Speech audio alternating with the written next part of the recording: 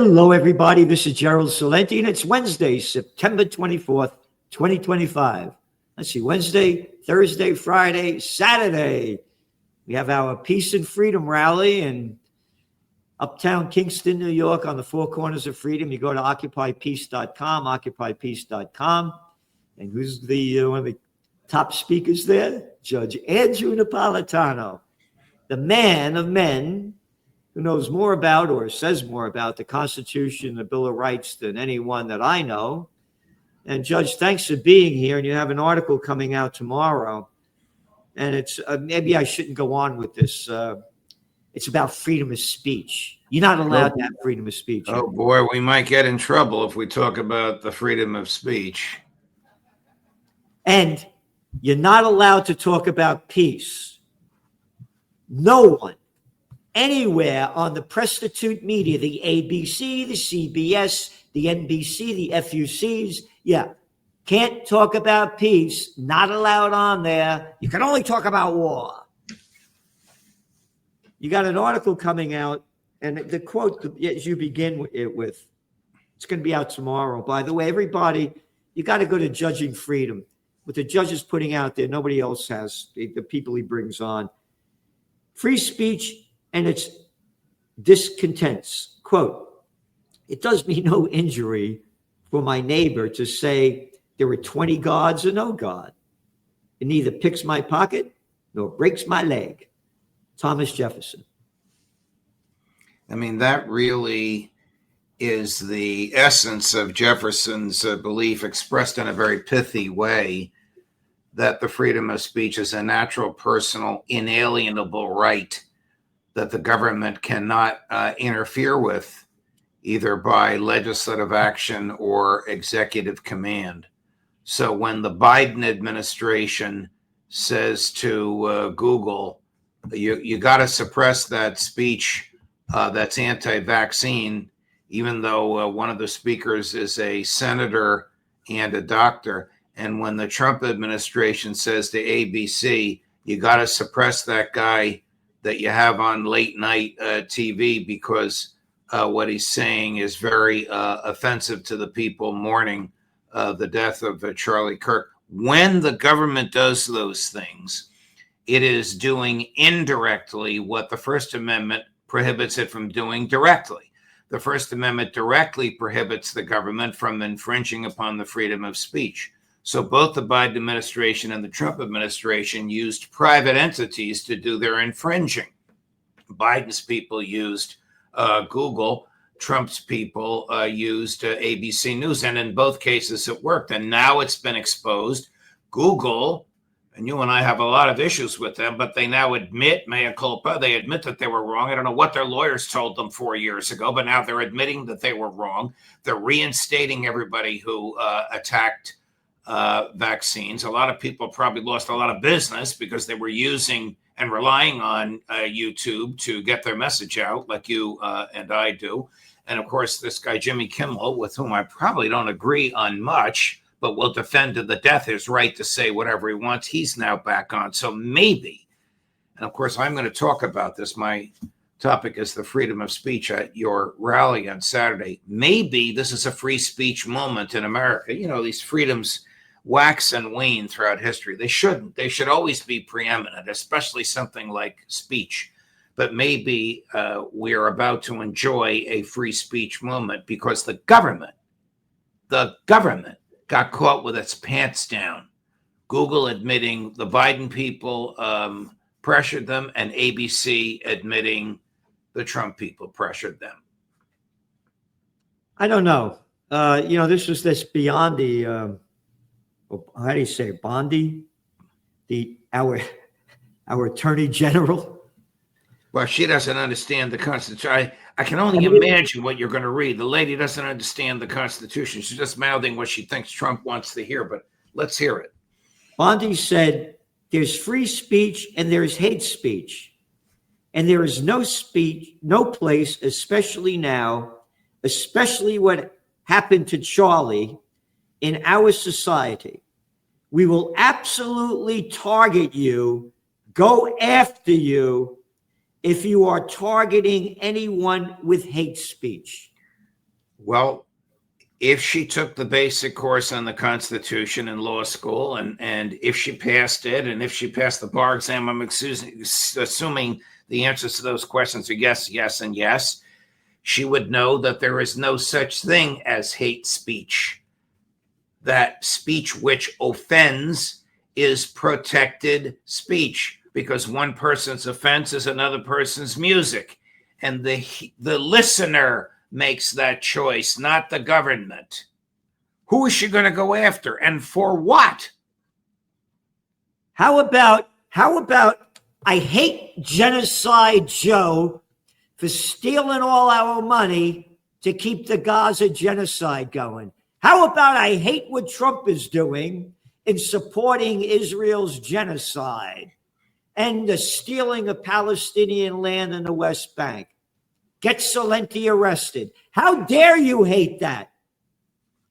Well, under her theory of the First Amendment, which of course I said has been rejected by the Supreme Court since 1963, which is probably before she was born, under her bizarre theory of the First Amendment, they would come after you and me because we hate what the government is doing.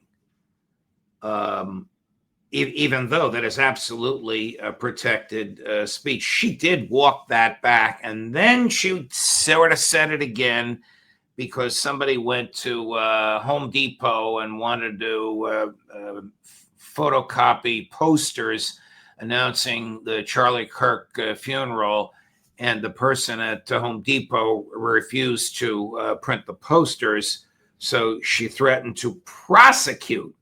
Yeah. Prosecute. It's not a crime, even if there were a law that said you had to take the posters. Prosecute Home Depot. So she's off the wall. She's just a mouthpiece for the White House. She's not a serious lawyer running an independent Justice Department. Look, Trump fired a prosecutor because a grand jury rejected an indictment. They rejected the indictment because the FBI couldn't come up with evidence of crime. Now, Trump hates the person, the Attorney General of New York, Letitia James. You and I don't agree with her on anything, but you can't prosecute her for a crime that you can't prove. Trump doesn't care. He fired the prosecutor, ordered a new prosecutor to find a charge against. This is like Joe Stalin. Show me. Remember this one, Gerald? Show me the man, and I'll show you the crime. Bondi went on Fox and declared that the Department of Justice was investigating businesses accused, you ready? As you just said, of refusing to print Charlie Kirk's picture for vigils. We can prosecute you for that, she warned. This is our Attorney General. I mean, if it weren't so serious, because even the threat of a prosecution can be ruinous to reputation, to business, and to your bank book. If it weren't so serious, it would be laughable because it is so far afield from what the law truly is. But it is an example of governmental intolerance with people who disagree with it, which is why Madison and Jefferson had the foresight to write into the fundamental law of the land, the government has nothing to do with speech. As I said in that article, who cares what the government thinks? Yeah. No, and that's the word. Government. Why don't we take it? Who are these people? They put these clowns under the broad level of government. Get back into your house. COVID's out there. Don't forget to wear this mask. And remember, before you masturbate, you better sanitize your hands. I'm the governor. I'll tell you what to do. What government? These are arrogant little pieces of scum with bad attitudes, narcissistic freaks that are robbing us of our freedom. And we put it under the, look at this clown lady, but one after another.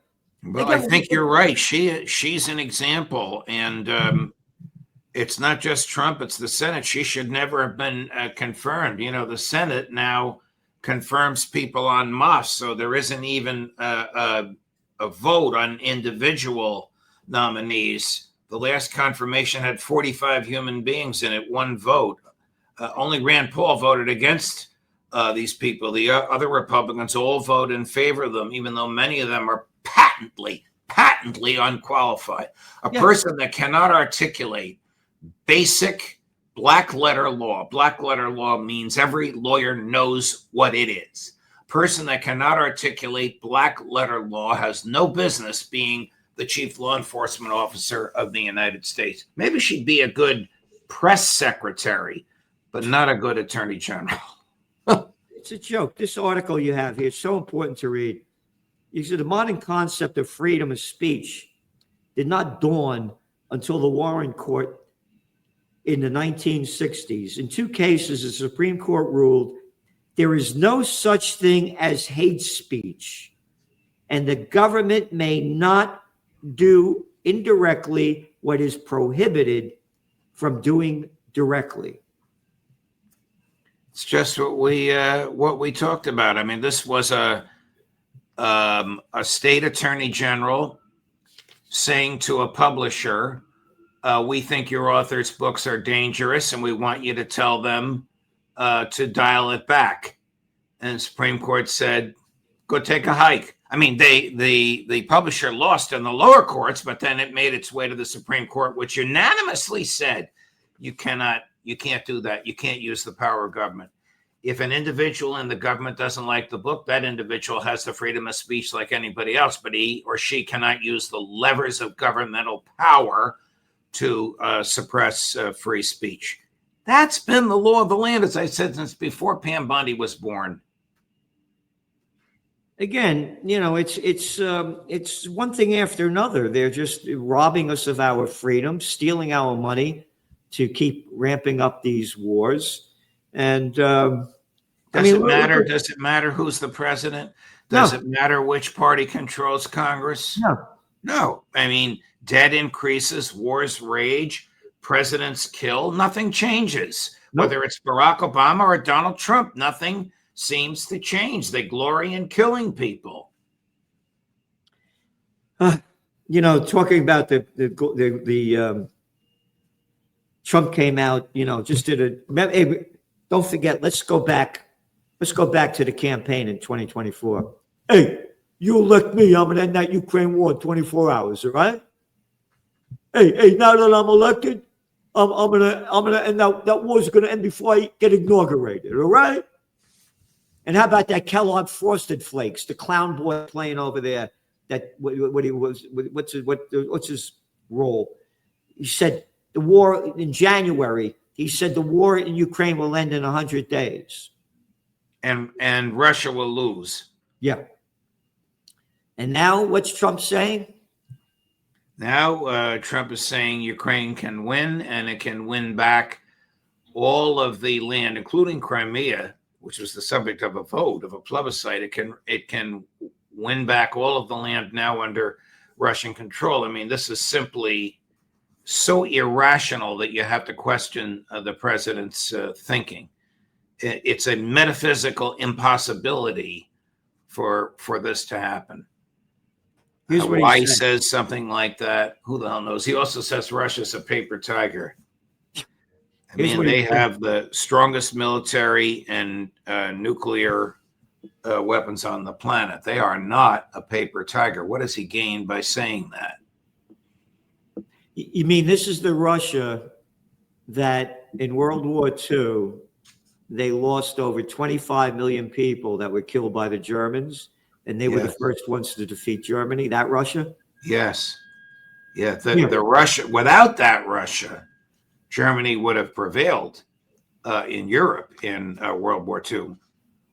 Trump says the U.S. won the war. Russia won the war. Yeah. This is what Trump said yesterday. After getting to know and fully understand the Ukraine-Russia military and economic situation, let's just stop at that. After getting to know and fully understand, what took you so long to getting to know and fully understand? It's hard for me to believe that it's hard for me to believe that he fully understands anything. What good towards peace came from the conference in Anchorage, Alaska? Yeah. The answer is easy. Nothing. Nothing. But he claimed that there was.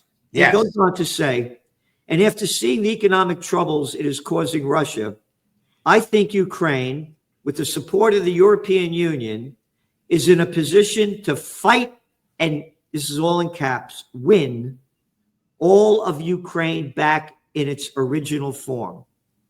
Oh, wait a minute. Its original form? I mean, going back to with Catherine the Great over there when it was part of Russia? That original form?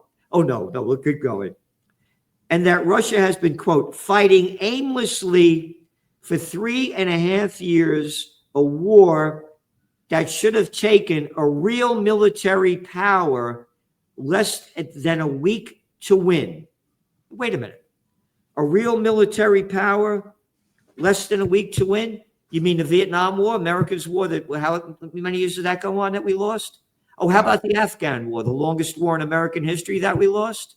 Oh, I forgot about the Iraq War that we lost. And you got the nerve to say would have taken a real military power less than a week to win? So I guess America's not a real military power. There you go. And you're the commander-in-chief, Mr. President. Commander-in-chief. What a joke. Well, it's dangerous. He's killing people, Gerald. He's blowing up these speedboats in the Caribbean. He's executing people before they're charged, tried, and convicted. They don't even know the people's names. They can't even articulate what the crime was. This is very, very dangerous. This goes back to George W. And to Barack Obama, who boasted about killing people. And now Trump does it on television. He has the Defense Department film it, and then they make the film public. Yep. You mean the Barack Obama that's quoted in the book Double Down? I'm really good at killing people? That Barack Obama? That despicable Barack Obama. The Nobel Peace of Crap Prize winner. Oh, Trump wants the Nobel Peace of Crap Prize too. He said so yesterday at the UN. Yep. And again, he's talking about that Ukraine could beat Russia. This is from 7/21/23. Vladimir Zelensky says Ukrainian counteroffensive about to gain pace. This is from June 5th, 2023. U.S. says Ukraine has sufficient supplies to counteroffensive. May 29th, 2023. Former Russian commander in Ukraine says Putin could be overthrown. Russia taking incredible losses in Ukraine. Senior U.S. I think that unfortunately the Russians have not fully learned how tough Ukraine military is. You know, said that? Victoria Nuland. That was March 30th, 2022. One lie after another on how Ukraine was going to win the war. Nobody talks about it. Nobody cares. And going back to Trump, he lied his way into office as saying that he would be a peace president. I'm not going to start a war. I'm going to stop wars. October 20th, 2024. If I were president, he said, I would have settled in one day the war, 24 hours. I want immediate peace with the Ukraine war. He said that on January 20th. On and on and on. I'm moving quickly to end wars, settle conflicts, and restore the planet to peace. I want peace. That was in a press release, January 25th of this year. Well, nobody takes him seriously. He's participated in luring negotiators to their own deaths. You know, these traps in Iran and Lebanon and Doha, where the negotiators were invited by Witkoff only to have the Israelis attempt to assassinate them. I don't know who would negotiate with the U.S. I don't know who would take him seriously, but that's where we are. And we'll be pounding away. We'll be pounding away at all of this on Saturday afternoon. Did you see the cover of this week's Trends Journal? I did, yes. We got banned from YouTube for putting this up. Oh boy. Those aren't my words. Those are his words, right? He said. Again, everybody, please come here on this coming Saturday. Judge Napolitano, Scott Ritter, Joe Lauria, Dennis Kucinich, Ray McGovern, Garland Nixon, and Roger Waters is going to be doing a live broadcast. I'm going to have other speakers as well. We're doing everything we can to bring peace on earth, goodwill to all. It's up to us to do it. It's not, the government. They're warmongering little freaks. None of these little boys and girls fighting wars. Remember the crap they used to say? If only women were in charge, there wouldn't be war. Remember that one? Yeah. How about Hillary Clinton? Oh, when she said when they said that Gaddafi was killed. Remember that quote she said? We came, we saw, he died. Yeah. Oh, Margaret Thatcher, I forgot her. How about Samantha Powers, Susan Rice, Condoleezza Rice, all in favor of war? Oh, but you're not, women, that's a lot of crap. I don't want to hear about race, creed, color, gender. There's good and bad in everybody. Oh, yeah. That's maybe hate speech. I can't say that. Judge, thank you for all you're doing. Please, everybody come here on Occupy Peace. Go to occupypeace.com and go to Judging Freedom. Who's you going to have on, Judge? Tomorrow, Professor Sachs and Colonel McGregor. This afternoon, Aaron Mate and the great Pepe Escobar. Oh, great. Okay, Judge, see you Saturday. You got it, my man. All the best. All the best. Ciao, ciao.